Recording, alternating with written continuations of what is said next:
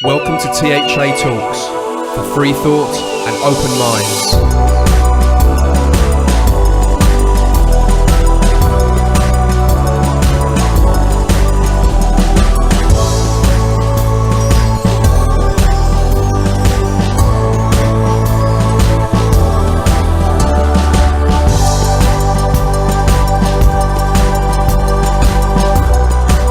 Hello people, coming to you from London, UK and out to the universe. I'm Paul Obitelli and this is edition 34 of THA Talks, brought to you by Theo Humanist Arts.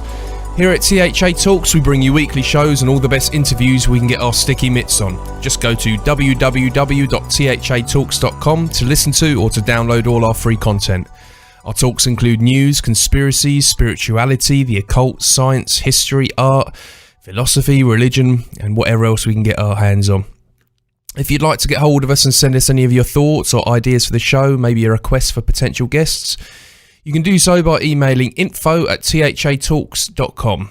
If you like what you're hearing here, you can also subscribe using our RSS feed or through various podcast directories like iTunes or Stitcher. You can visit our website for more details on that.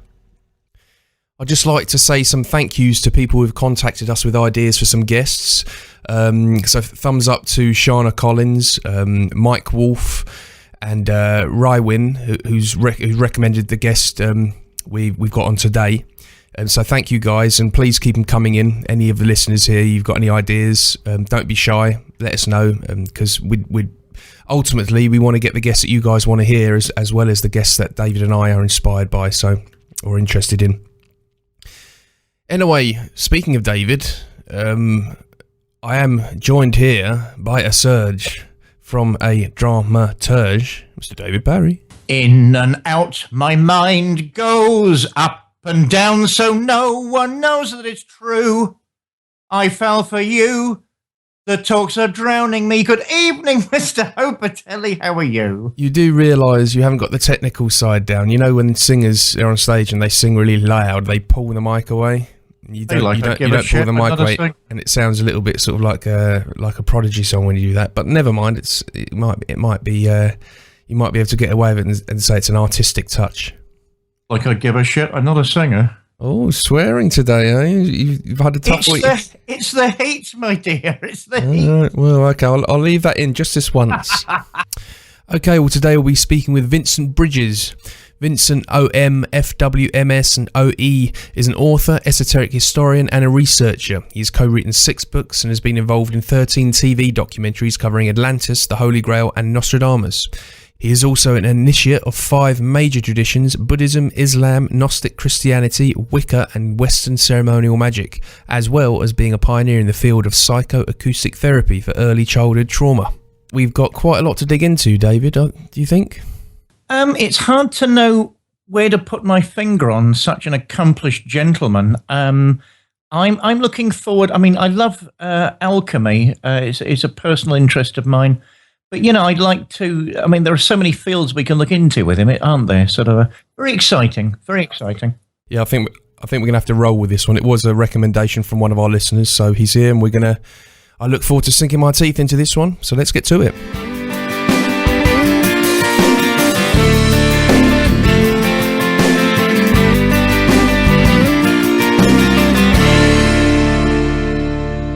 Hello there, Vincent. Welcome to the show. Hello. Thanks for having me. Yeah, well, it's great to have you on. We first come across your work from certain emails we've had from our listeners.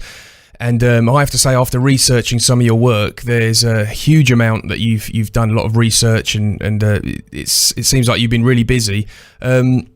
We thought we'd just go, because you've obviously got so much to go through, we thought we'd just go into some of the work and kind of roll with it, if that's okay. I managed to view a talk you done about Shakespeare, about alchemy, the secret, and certain friends he had. I mean, it's a fascinating story. Could you kind of give us a synopsis of that story for our listeners, and we'll go from there? Well, see, that's the big story. In Britain and in most of the West, Dr. D is the big figure, and everyone sort of ignores Edward Kelly.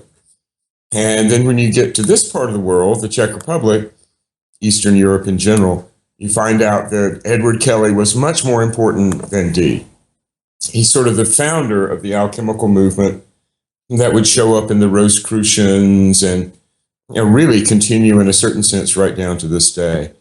And so it's a whole different perspective looking at it from the East rather than the West. And part of that perspective is just, how should we put it? Dr. Dee's diaries were not very flattering to Edward Kelly. And so if that's all you have to go by, you tend to miss the real person. So that's what I've been working on, sort of, how should we say, reclaiming and recovering Edward Kelly's reputation. Okay, so with regards to his relationship with Shakespeare and so on, and also when you mentioned that a lot of this led to the creation of the Rosicrucians, what texts and research and knowledge did these guys have? What inspired them? Well, you have to understand the Habsburgs, Rudolph II's father, Maximilian II, his uncle, Ferdinand of the Tyrol, were all very much into the new Hermetic wisdom. Maximilian, in particular, is the fellow that John Dee dedicated the Monus Hieroglyphica to. So there was that connection. And then Ferdinand of Tyrol is the fellow who built the Philosopher's Stone.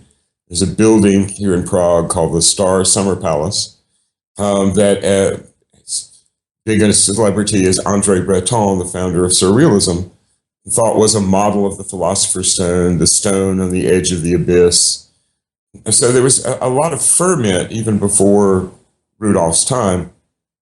Rudolph II was much more interested in wonders and alchemy and the occult in general than he really was in ruling the empire or being emperor.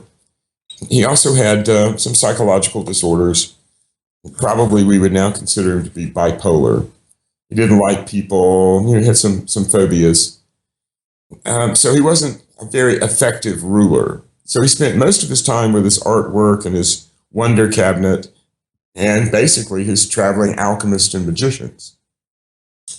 And that's how Dee and Kelly ended up here. It was the 1580s. The 1580s were a very, how shall we say, unsettled time period. And quite frankly, everybody had believed since 1572 that the end of the world was coming. There was this big nova in Cassiopeia in 1572, and that really rocked everybody's world because that's the celestial sphere. God created it on the second day of creation, and then it's been the same ever since. Except all of a sudden, there's a new star where there had never been a star before. And then there were comets and earthquakes and very intense aurora borealis. And then an astrological configuration called the Great Trigon came up in 1583. So all of Europe, the learned men, Dee and Tycho Brahe and so forth, were really concerned about the fact that there were this end of the world vibe building up. And they all pinpointed it at 1588. So 1588 was sort of the 16th century version of our 2012. The world didn't exactly end, but in looking back, we can say it was a very, very significant year. So how Shakespeare comes into this. Yeah. Shakespeare has this period known as the lost years from 1585 to 1592, when we really don't have a clue what Shakespeare was actually doing. So in the midst of doing all this work on Dee and Kelly, I kept coming across this character in Dee's diaries by the name of Francis Garland. Now, Francis Garland was obviously a pseudonym because there was no record of a Francis Garland anywhere in England. He only appears in Dee's diaries and a few other places that have some of Dee's materials. So it's like, who is this mysterious person? Well, if you compare Francis Garland, the dates that we know Francis Garland was in Prague or talking to Dee, against the dates that we know for Shakespeare, there's no overlap. It's like looking at Superman and Clark Kent. You know, when Superman's in the room, Clark Kent's not there. When Clark Kent's there, Superman's not. And then some of them are very close. It appears that Francis Garland was still friends with Dee on into the time period when Shakespeare was becoming famous. And so the few dates we do have for Shakespeare matches quite nicely with when Francis Garland was in England and was visiting Dee. So there's no way to say, oh, that can't be the case because Shakespeare was here and then you have Francis Garland is there. No, they never overlap. They always swap back and forth. And then that's sort of started another train of thought. Well, so what if this was Shakespeare? What would it mean? How could you actually sort of prove it? And if you actually go into Shakespeare's early history in the early 1580s, his family was involved in the Jesuit priest plots. The Throckmorton affair touched on his great uncle, the Arden family, and his house was even searched during this great hunt for, hidden Jesuit priests and stuff. So there's a good possibility that he was caught up in this and was recruited by Lord Secretary Walsingham by holding his family, for his good behavior, as some sort of a spy.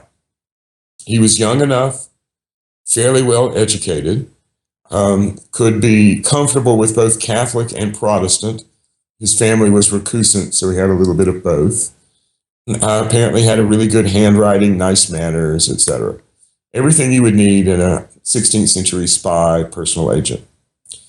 Now, another big clue is that when Shakespeare shows up as Francis Garland, he's with another, even more famous person at that point by the name of Sir Edward Dyer.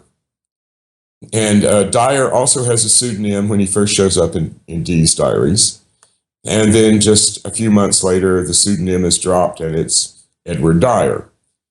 So that shows us that Dee liked to put pseudonyms that had some sort of hidden meaning, you might say. And when we actually look through the original versions of Dee's diaries, which had been bound together, there's several loose pages at the back of one.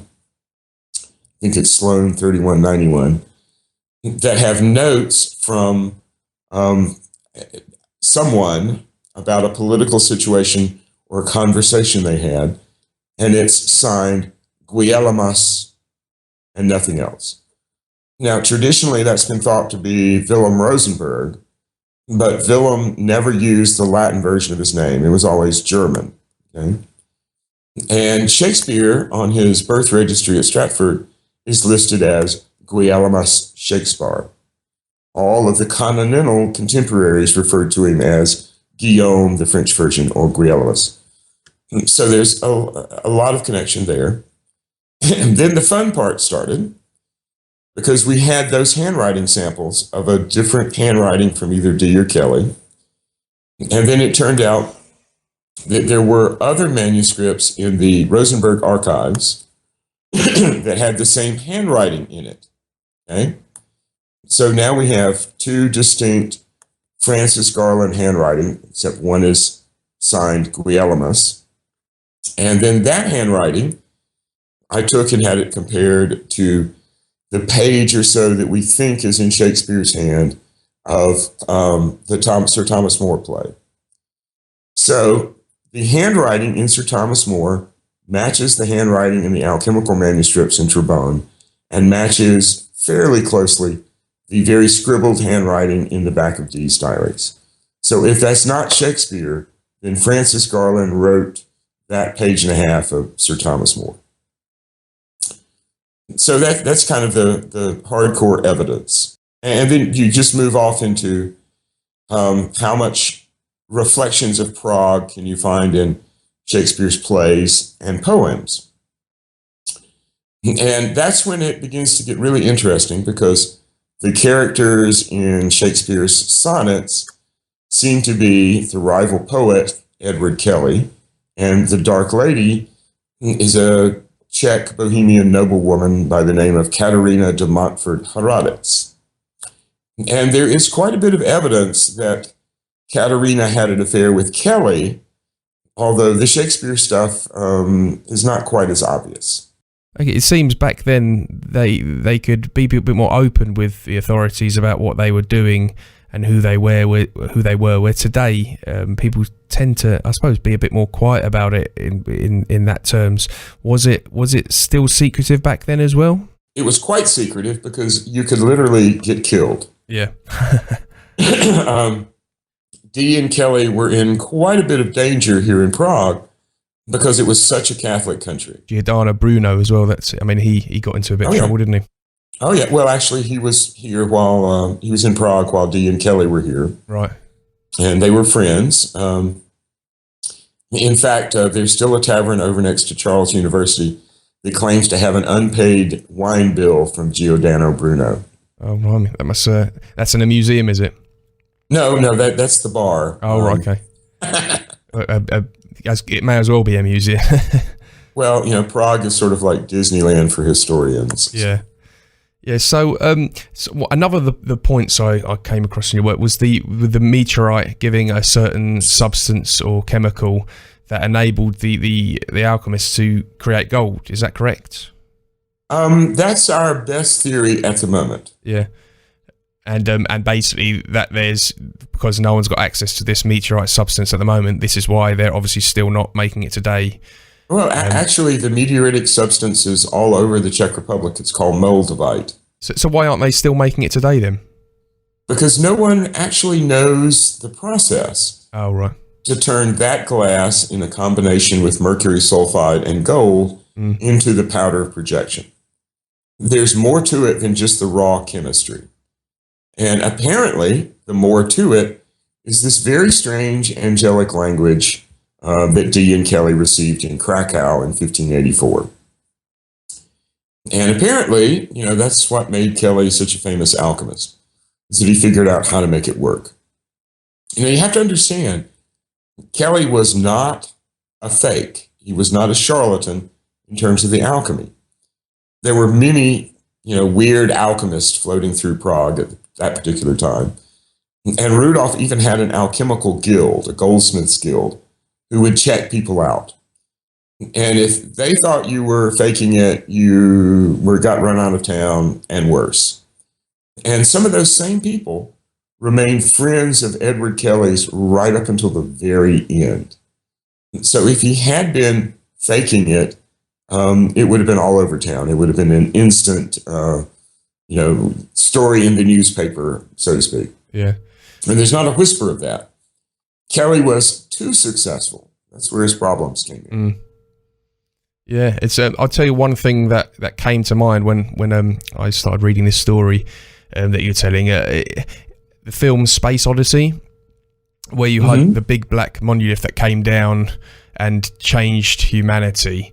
Listening to the story, said it made me think of that because it was almost like that is almost like representative of that chemical you're talking about that's came down and has changed the human race or something. Have you ever compared that film to your research, or is that just me bringing that up?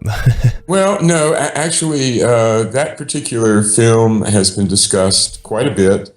When I was doing my first two books on alchemy, we just happened to be on a research trip in France when Stanley Kubrick died. So we got to watch all these great Kubrick movies on French TV. And there is something to it. There is something about the angelic intervention in general, the fact that a higher intelligence was giving humanity this information that suggests quite strongly the Space Odyssey motif.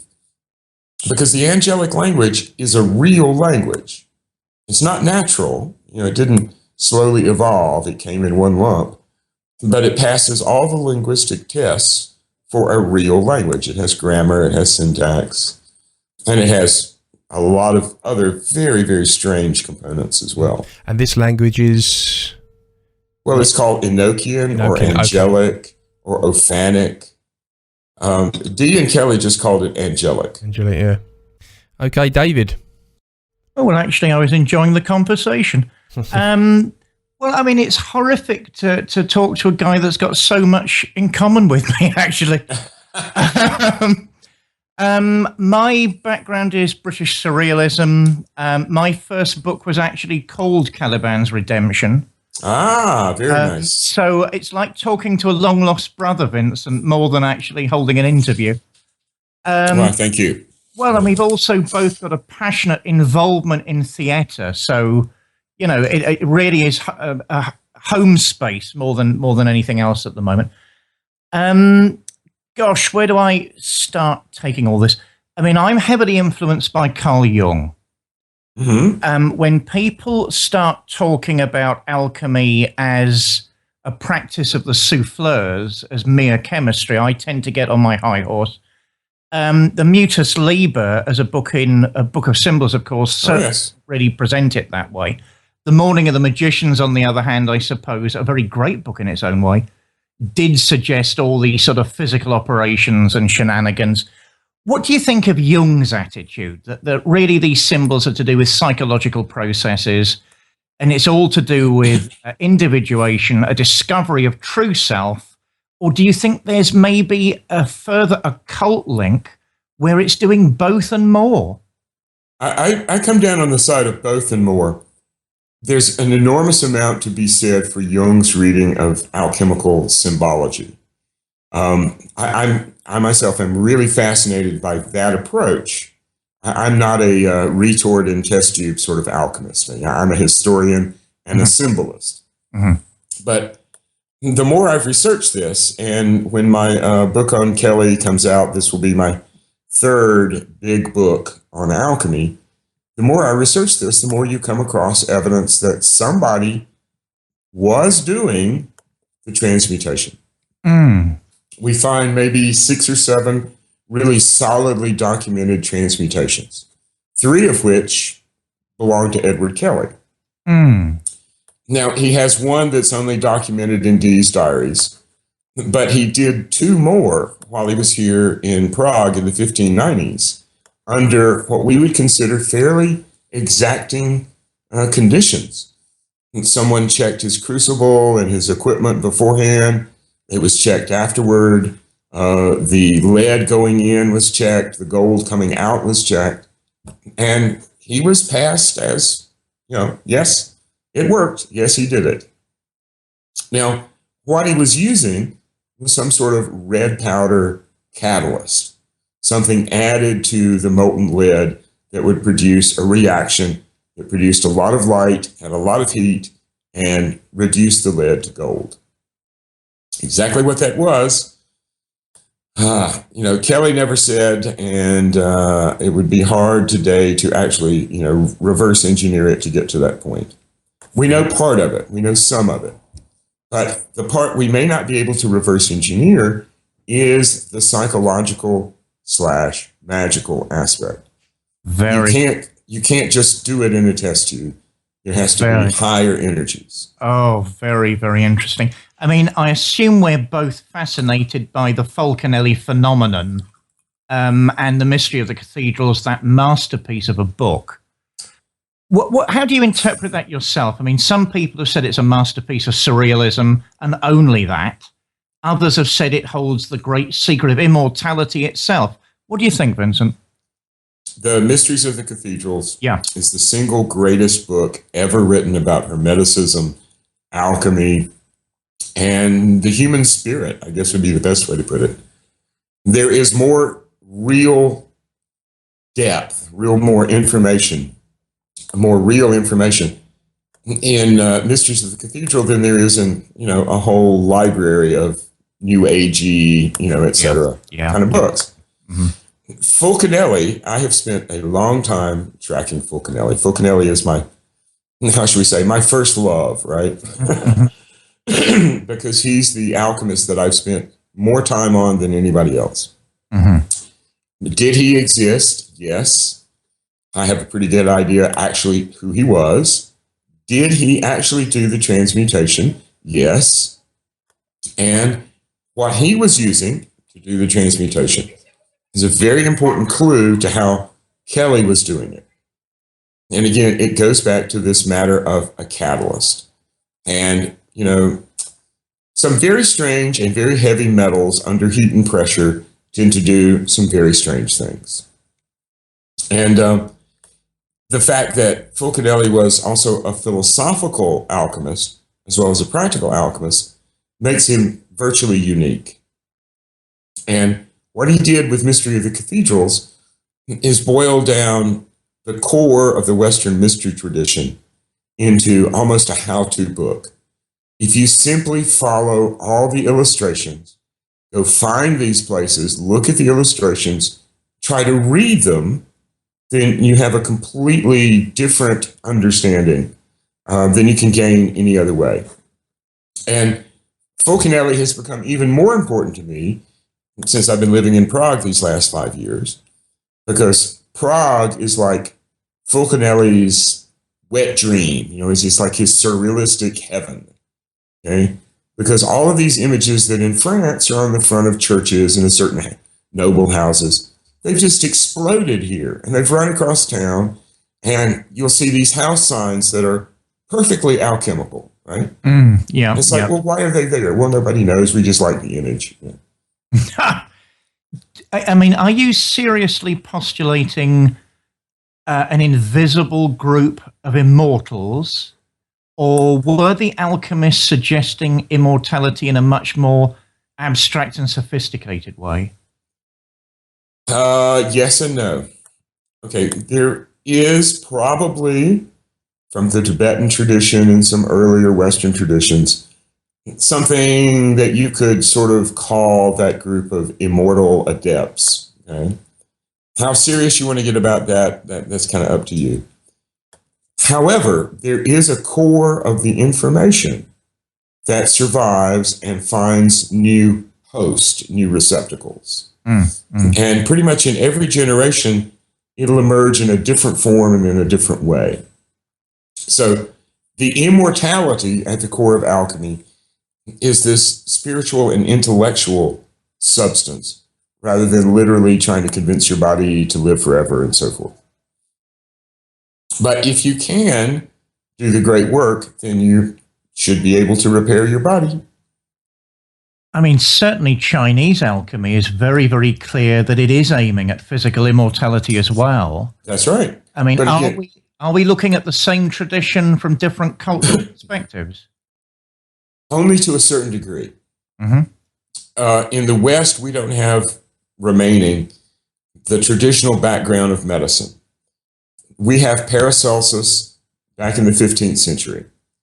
Okay, and Paracelsus is right at the junction point of what was the older traditional medicine, native medicine, witch magic, and what would eventually become modern medicine, both allopathic and naturopathic. Okay, and so we have Paracelsus, who understood some things but didn't quite understand everything.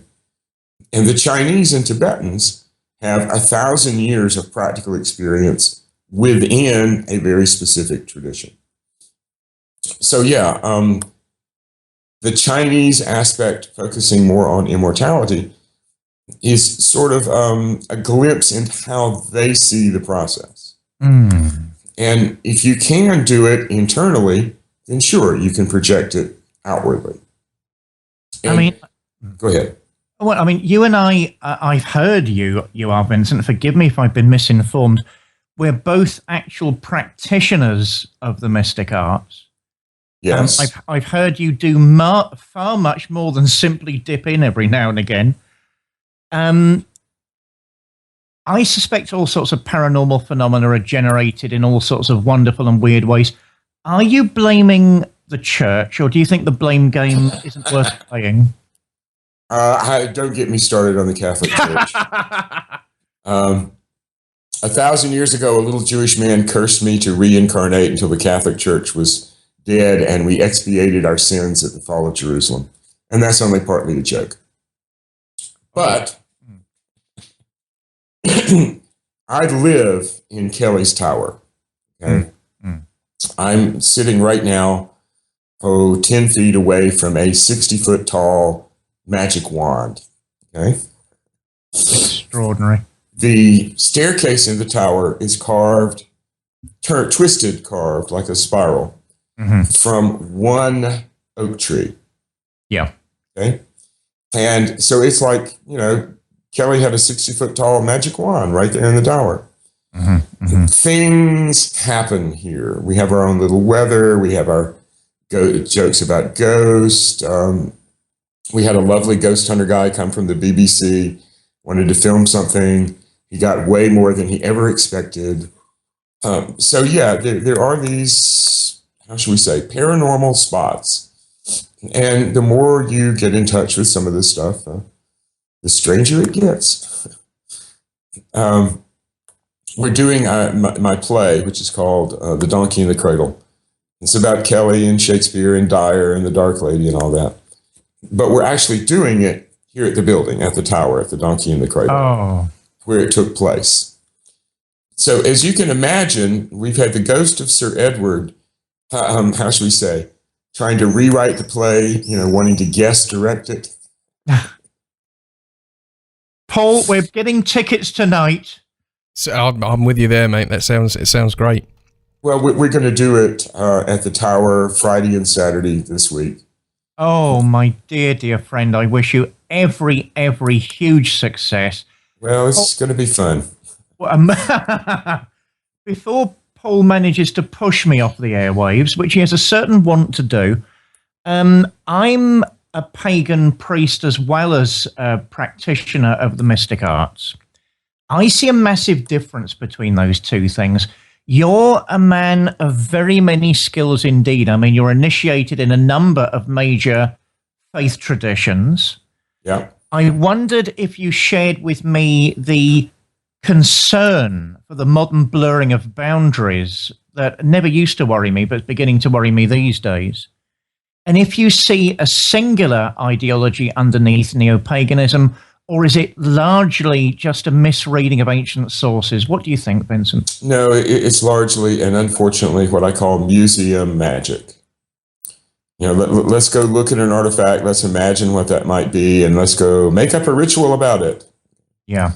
And that's fine. That's good magic theater, ritual theater. Yeah. But the people who do that, and that includes, unfortunately, most of the pagan community, don't really believe that they're doing anything that's real. And that leads to a lot of problems when you want to blur the boundaries and mix traditions. Because there are still traditions out there that are living. Okay? Yeah. They have living practitioners.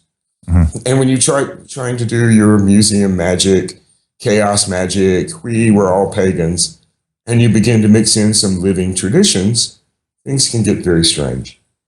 I personally have been through enough Golden Dawn groups, enough pagan witch wars, that I'm just frankly over it. Yeah. Vincent, you're a very fine man indeed. I'm actually trying to organize a serious symposium on occultism next year, one of the company projects. I will be sending you an official invite. You don't have to come as you're incredibly busy, but I'm going to beg you. I think you've got a huge amount to contribute, and you're an incredibly well-informed man. Paul, I know. Shut up, David. The floor is yours. No, I was enjoying that. I was quite interested to see that you are a Wiccan as well. What tradition is that? Is that from the British tradition, or did you? Well, it's Gardnerian / Alexandrian. Okay. Kind of old school. It's not the new school pagan. Let's see, the Farrars were kind of my sources to begin with. When I look at Wicca, it seems, although it was supposedly created in the 50s, although it claimed that it got carried there through traditions over the years, it seems to me that you had the Rosicrucians, which pretty much you identified with some of the stuff we were talking about earlier, how that evolved, where that evolved from, Rosicrucians, and then into the Golden Dawn and EOTO come, and all that kind of stuff from normally quite wealthy people that were initiated into secrets and learnt the knowledge through them. But then on the other side, you had Wicca that was kind of travelling through the traditions, and then Gerald Gardner kind of brought the two together. That's how I've always seen it. Is that how you see it, or have you got a different take on where Wicca came into it? Well, Wicca in the modern sense, that's exactly right. Gerald got Uncle Al to write him a few rituals, and we're off and running. Yeah. But the tradition is older. It just didn't survive, particularly in England, in a form that could be passed on. Their family traditions, there's all sorts of ways to look at it.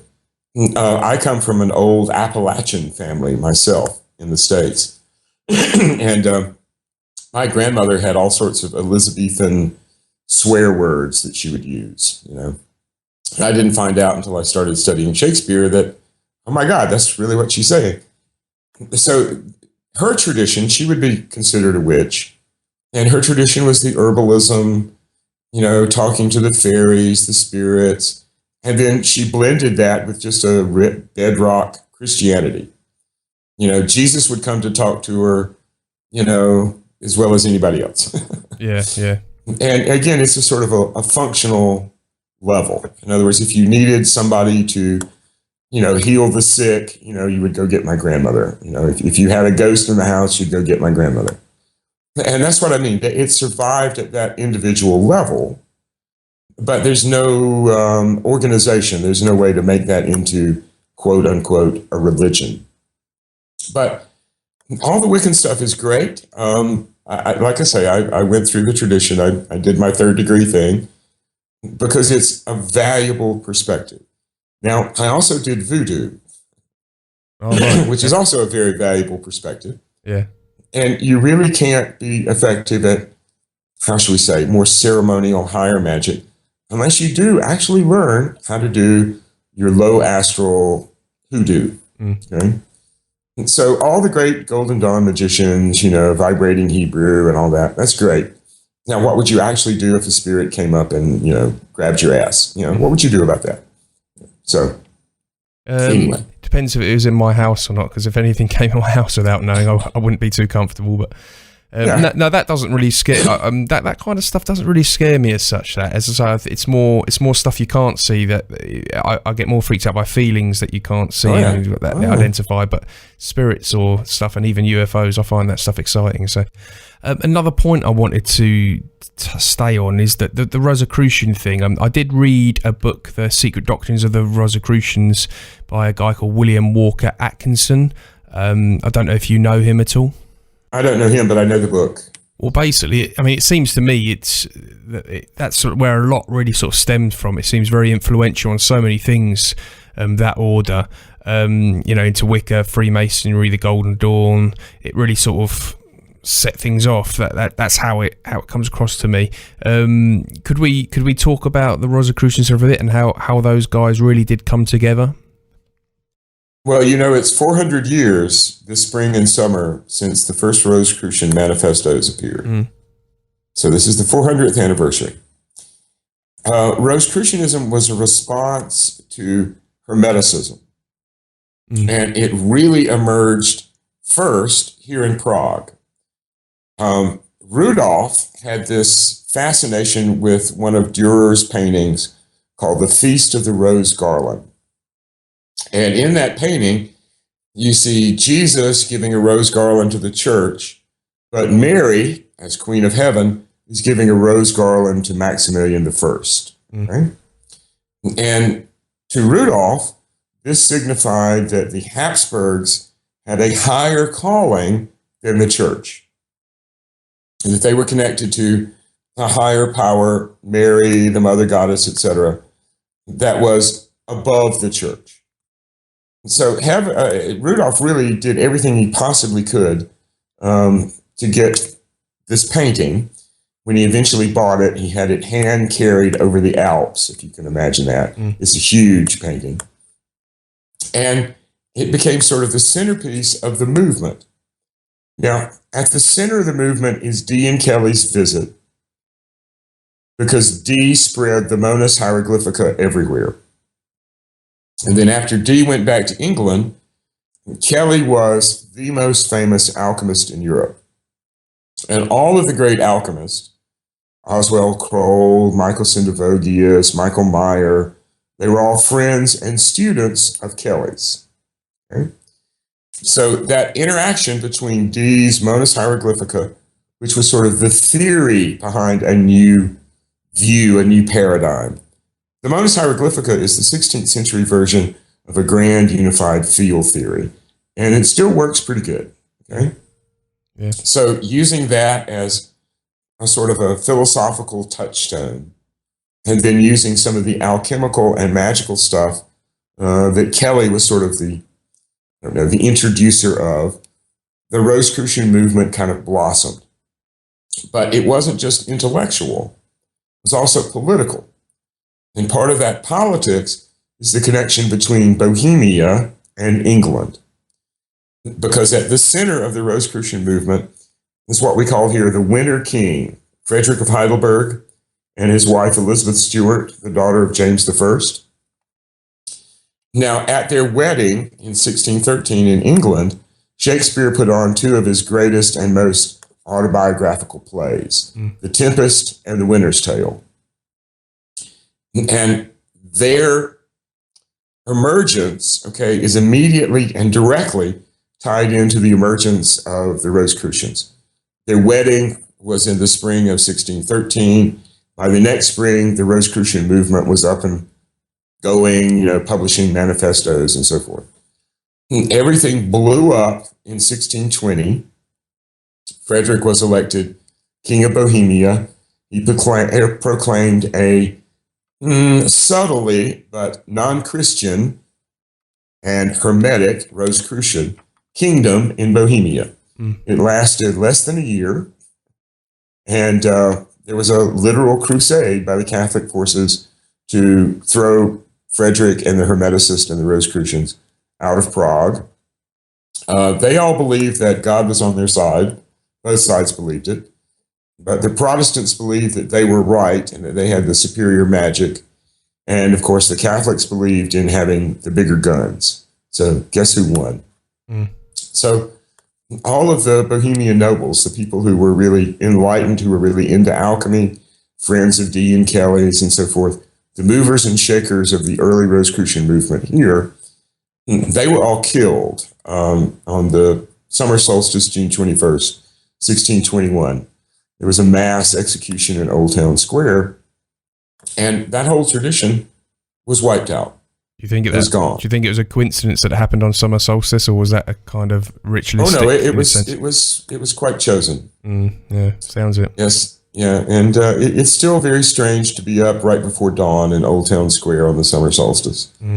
This town has all sorts of very entertaining summer and winter solstice things. The winter solstice aligns on Jerusalem, center of the galaxy, etc. And then the summer solstice, the sun sets behind the castle so that it shines through the various saints' locations, and then has a burst of light right at the end of the cathedral that you can only see from the Old Town Bridge Tower. Just amazing work. A city that is literally the dwelling of the philosophers in Fulcanelli's terms. Another thing I've noticed is the number 7 within the Rosicrucians seems to be very relevant. 7 planes, seven astral worlds. It just seems to be quite a relevant number that crops up a lot. What are your thoughts on that? Well, that's sort of later Neo-Rosicrucians. Right, okay. There were originally 7 brothers other than Christian Rosencrantz. And again, the planetary magic, the 7 planetary beings, the reflections of the planets down here on Earth, that was part of the alchemical tradition, that's who you had to work with. Yeah. Not the planets in the sky, but their projections or reflections down here. And astral worlds as well, I think they. Oh yes, exactly. Yeah. Okay, well, kind of darting through things here. Another subject I'd like to touch on before we get close to wrapping this up is the psycho-acoustic therapy for early childhood trauma. Could you let us know a little bit about that? Okay, if you play one frequency in one ear and a different frequency in the other ear, your brain puts the two together and only hears the difference between the two frequencies. And this forces your brain to do something different from what it normally would do in processing information. Right. And it produces a rhythmic entrainment in brain frequency at that brain-generated middle frequency. And so what we discovered was that early childhood trauma had certain parking orbits, certain average brainwave frequencies that it would be holographically stored in, so that it wouldn't be accessible directly to memory, but yet your body still remembers and it's still in your unconscious. So by finding those parking orbits and then using the entrainment effect to walk people through where the trauma was stored, then you had, fairly a major reduction in trauma. In fact, it could sometimes be miraculous, the difference, if they could just get that neurochemical freedom from all the bad programming, all the bad beliefs, etc. And so I pioneered a way to use that with NLP and Ericksonian hypnosis to really cut through the extremely difficult cases of childhood trauma, dissociative disorders, all sorts of repressed emotions, physical illnesses, and so forth. And so that's what I did during most of the 90s, was work on that. Okay, David, anything else you'd like to chuck in here? Because we're sort of getting towards that time. Well, I mean, there are 5 different shows suggesting themselves already. Yeah, I was going to say, obviously, we're sort of touching on a lot of things here because we're quite new to your work. But if your schedule does permit, it would be great to get you on and just sort of choose something to really focus on, because we could go on forever with this stuff. So, yeah, I'm here. Just a couple of comments, I suppose. You're changing my view of Sir Edward Kelly, which needed updating, I think. Do you know David Beth at all? He's a good friend of mine, the ceremonial magician, the voodoo practitioner. No, I don't think so. I don't think I've ever heard of him even. Oh, I must get us 3 together at some point. Well, that would be good. Vincent, let's talk just briefly about the enfant terrible of British magic. What do you make of that there, Alistair Crowley, forgive me, and why doesn't he just shut up and sit down? You might start upsetting people there. I hope I'm upsetting people. I think Vincent knows exactly what I'm getting at. Okay. Uncle Al is one of my favorite magical people. Okay? Because he is absolutely and totally a put on 8 ways from Sunday. And I have nothing but compassion for people who believe that Crowley's bad jokes about blowjobs in church are the foundations of a religion. Now, in terms of his work, it's great if you already understand it. If you don't understand it, it's going to just blow your mind, and not in a good way. Okay? So Crowley, as a cultural icon, is significant. Crowley, as someone you can go to for real magical instruction, not so much. Okay? The whole cult of Crowley, the whole, thelemic thing, I think he would really enjoy the joke, but get tired of it very quickly. We are thinking on very, very similar lines. Yes, I mean, I've been castigated in various parts of the press by calling him a national treasure, but I don't think people realized in what way I meant that. And I agree. I mean, unless one is au fait with his sources, it seems very circuitous to me. I mean, have you ever found a particular theme or book? I mean, he's a very great writer in some ways, but anything that appeals to you, or do you think, okay, that's a phenomena I don't really want to engage with? Well, his fiction is truly amazing for when it was written. Yeah. And some of his short stories, particularly the short stories he wrote between 1910 and 1914, are just awesome. Okay. His magical works, I've spent more time than I would really care to admit in public working on the Book of the Law and what's right and wrong and what all that was about. I actually wrote a long article for the 100th anniversary of the Book of the Law called Crowley's Egg, which, of course, made all the rest of my thelemic friends very unhappy. So it's not in circulation anymore. You can barely find it on the internet, which that'll show you how much it's disliked. The point, though, is that, yes, he was on a valid spiritual journey and he did great work. It's just that you can't believe anything the man says. He's a practical joker from the word go. And he'd rather have a good practical joke than good magic. And, that's not exactly somebody that you want to base your life on, or that you want to, make your primary teacher, My friend, we are working on very, very parallel lines indeed. Paul, before I get myself into any secondary or tertiary troubles, you'd better save me. Well, regarding Aleister Crowley, the way I agree is, I mean, I do spot his humour now. I think it was Doreen Valiente called him a male chauvinist pig. I've got a lot of respect for her because I've read a few of her books, which I really, really liked and learned. Well, from. He would say, "Thank you very much, ma'am," and what's wrong with that? I was just about to say I kind of imagined him really milking that with her, and I kind of think she probably thinks that because he wanted her to think that, because I kind of got the character from Aleister Crowley. He's your typical. He would like to rib and wind people up with that kind of stuff. So I think even a lot of people within the occult world kind of overlooked the way he was a little bit, that reacted a bit to it. Oh yeah, I personally have enjoyed Aleister Crowley books because, like you say, I've taken to it. I've taken on board what needs to be taken on board, and know that the rest is not meant to be taken too seriously. So. Well, I personally have read through to pieces 3 copies of 777. Yeah. So he did do some good work, even if he had to, acquire most of it from Bennett. But, it's a good book, good work, and invaluable on its level. Yeah. It's just when you get to the holy books and you get to some of the other more thelemic part of it that it gets a little, how should we say, self-serving of the cosmic ego. Well, that's it. I think it's a case with a lot of people. Sometimes you can be so passionate about something and you can actually become something maybe that you're not wanting to become. I can point out a few people out there that's doing that today, highly influential people, and all of a sudden you start to see a change in them, and you think you're almost getting a bit too passionate about this stuff and becoming the thing that you're warning others not to become. Yeah, and again, whether there's a connection directly between Crowley and Kelly, but Crowley also was aware of the joke. And Kelly actually is the one who sort of started the joke. Because Kelly was quite happy to be seen as the Dr. Faustus of his day.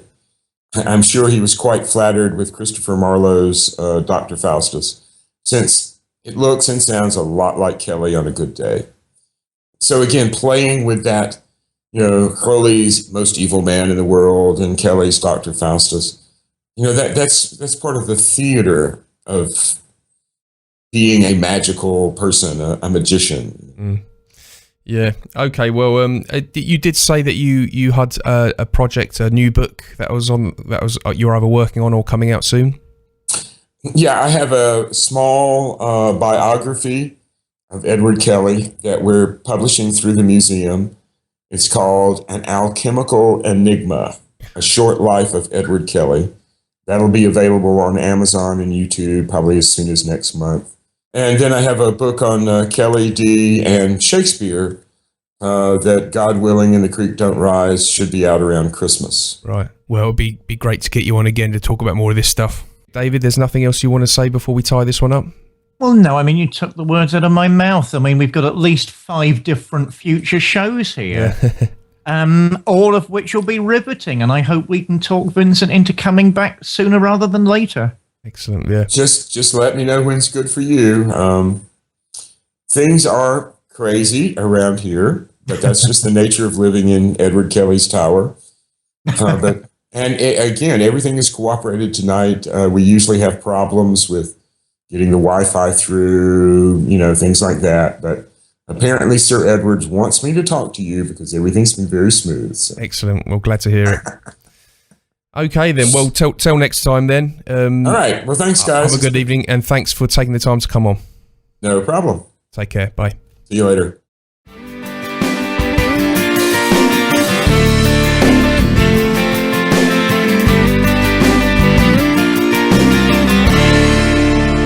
Vincent Bridges. Oh, so much stuff to go into there. I'm glad he's coming back on. Oh, what's that line in The Winter's Tale again? What a fool honesty is, by which Shakespeare means never limit yourself. Never limit yourself to one thing. Embrace life. Embrace all of its permutations and possibilities. A fascinating man. He's got to come back on.